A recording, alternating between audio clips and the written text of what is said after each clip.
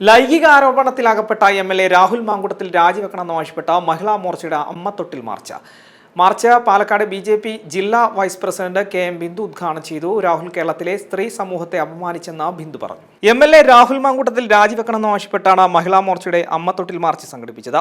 രാഹുൽ കേരളത്തിലെ സ്ത്രീ സമൂഹത്തെ അപമാനിച്ചെന്ന് മാർച്ച് ഉദ്ഘാടനം ചെയ്ത ബി.ജെ.പി. പാലക്കാട് ജില്ലാ വൈസ് പ്രസിഡന്റ് കെ.എം. ബിന്ദു പറഞ്ഞു.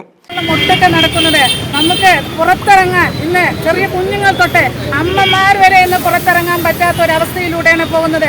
സ്ത്രീയുടെ രൂപം കണ്ടാൽ ആ സ്ത്രീയോട് ഞാൻ നിന്നെ പ്രേമിക്കുന്നു, ഞാൻ നിന്നെ സ്നേഹിക്കുന്നു, എനിക്ക് നിന്നെ ഇഷ്ടമാണ് എന്നങ്ങനെ നിരന്തരം വാട്സപ്പ് കോളുകൾ വിട്ട് ഇവരെ പ്രകോപിച്ചുകൊണ്ട് ഇവരുടെ എല്ലാവരും അദ്ദേഹത്തിന്റെ ശ്രീകൃഷ്ണനെ പോലെ ഭാര്യയാക്കിക്കൊണ്ട് കേരളം ഒട്ടുക ഓടുകയാണ്. നമ്മുടെ രാഹുൽ മാങ്കുട്ട റെസ്റ്റ് ഇല്ലാതെ ഓടുകയാണ്.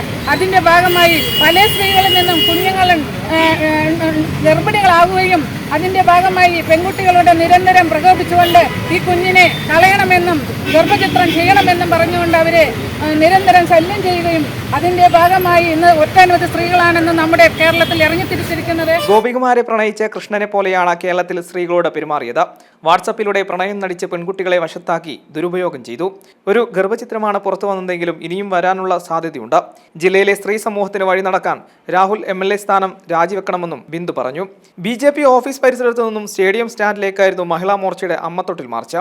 മഹിളാ മോർച്ച ജില്ലാ പ്രസിഡന്റ് കവിത മേനോൻ, മിനി കൃഷ്ണകുമാർ, സുമംഗല ടീച്ചർ തുടങ്ങിയവർ സംസാരിച്ചു. എം5 ന്യൂസ്, പാലക്കാട്.